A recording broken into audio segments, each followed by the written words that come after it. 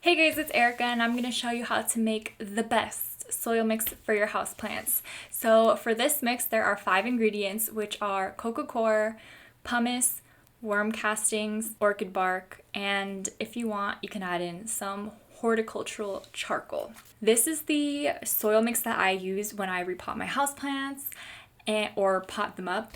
And it's a really solid base, so that if you want to use it as it is, that's fine. But if you want to kind of make it more specific for the plant that you're repotting or potting up, then you can easily do so by adding in whatever amendments you feel would be beneficial for that plant. So I really enjoy this mix. It's very easy when you also have your mix in a large container such as this one, because sometimes you might have some mix left over if you make too much, and then you could just toss it right back into the container that your mix lives in, and it's just 100% easier. So I'm gonna get into showing you how to make this mix. So the first step that I do whenever I make any soil mix is I start off with the water retaining base. So for this you can either use peat moss or coco coir, and I prefer to use coco coir. There are different benefits to using each one regarding the pH levels, but I just find that coco coir is cheaper, comes in these really compact blocks that just make it very easy to store a bunch of it at once, so you don't have to keep going out and buying new ones. Here is a block of dehydrated coco coir, and the first thing we need to do in order to make this mix is hydrate this block so that it's the nice fluffy texture that we love, that will hold in a lot of moisture for our plants. So what you want to do is get a large container such as this one, because this thing really, it ends up being quite a bit, quite a lot of coco coir, and we gotta fit it all in. So I'm gonna put this here into the bottom of this tub, and then what you want to do is get some warm water, and we can start pouring the warm water over the coco coir, and it will start to soak it up and rehydrate like a sponge. And you also kind of want to make sure that you see the entire block get filled with water, so that you don't end up with too little water and then you're going to have still a chunk of coco coir that is still hard and it hasn't been hydrated. So you just want to make sure you get the entire block. After you pour all the water in, you want to wait about an hour so that it can finish soaking up. And then you can start breaking it apart and it will become a really nice fluffy texture. Alright, so it has been an hour and now we can mix it up and see what the consistency is, if I add enough water, if I added too much water.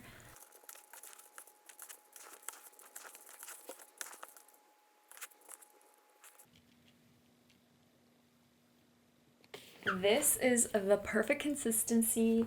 It was just the right amount of water. It feels so good.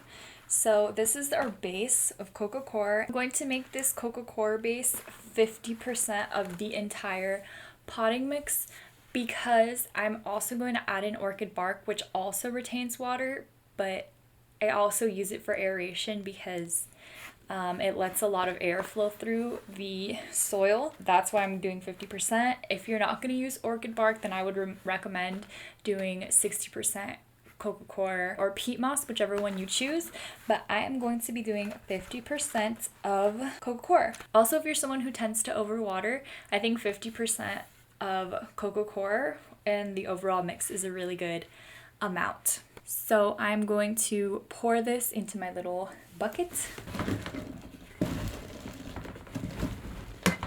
Okay, so now is the time that I would add in 30% of pumice, but I am out of pumice, so I'm going to be using perlite. Pumice and perlite you can pretty much use interchangeably. If you don't have pumice, you can use perlite and vice versa. The difference is that pumice is a lot more dense and kind of hard to break up, so it doesn't float to the top of the soil. If you have soil with perlite in it, you might notice that when you water it, there's more and more perlite surfacing to the top, and using pumice instead of perlite really helps fight against that, because pumice doesn't rise to the top of your soil. It stays mixed in since it's dense enough not to float to the top. That's why I prefer pumice, but I have perlite right now and I forgot to buy pumice for this video and for my soil mix, so Now I gotta use this perlite, but I'm just using a Miracle Grow perlite. I don't think it matters what perlite you use. So I'm gonna pour in 30%. We're gonna kind of make a little gradient here. There we go, that is more or less 30% perlite. And now I'm going to add in orchid bark, and I'm going to be putting in 10% orchid bark.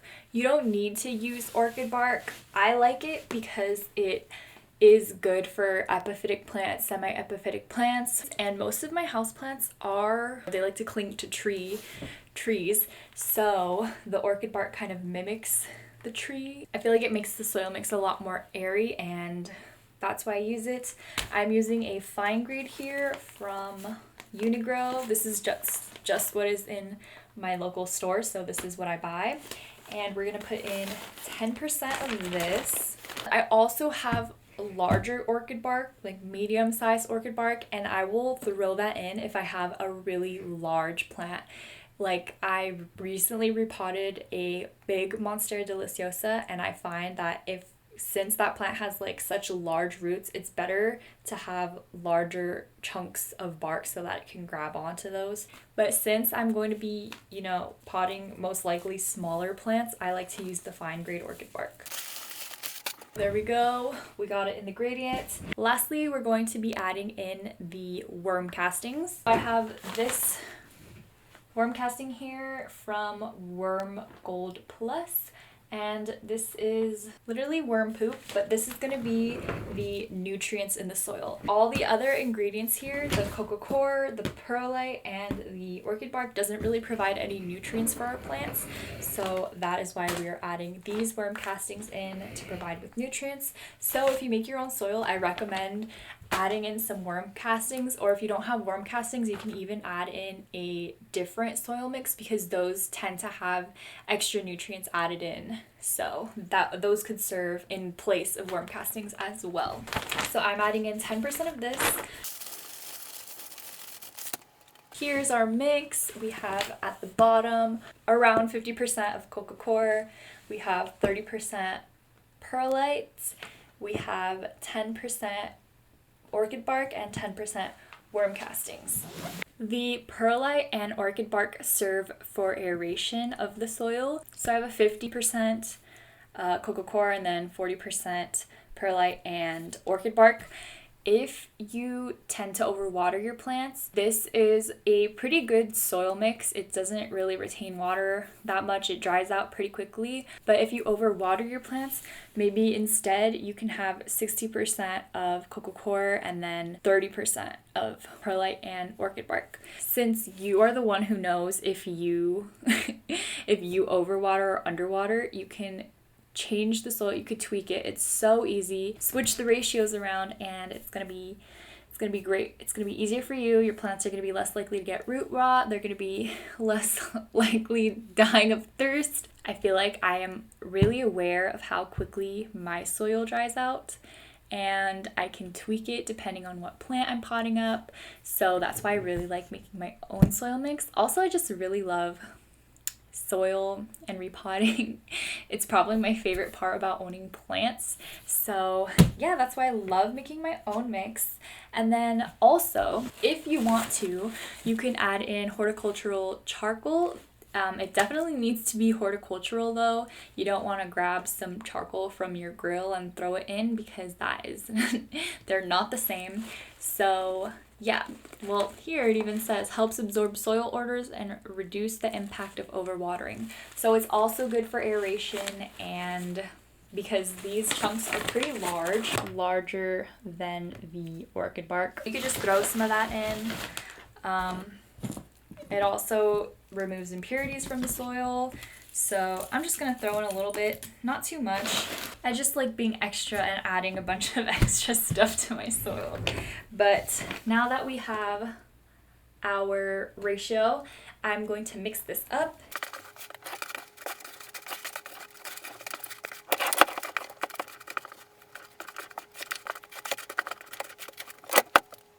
I've mixed the soil mix, and now I'm gonna take some out to show you guys how it looks. This is how it looks. It's pretty light and airy. This is exactly how I like my soil mix, so I think it looks really good.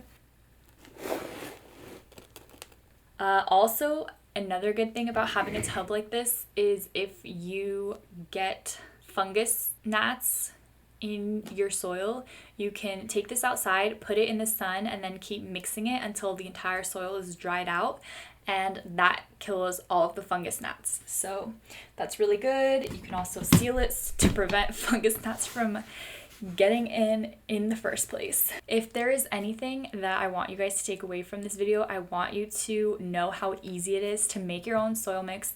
For your base, you can use either peat moss or coco coir. Both of those are interchangeable. That is going to be what retains the water in your mixture. And then to aerate your soil and help it dry quickly and not stay soggy, you can use perlite or pumice. Those are both interchangeable. Perlite is the one that breaks easily and is very light, and the pumice is harder and denser.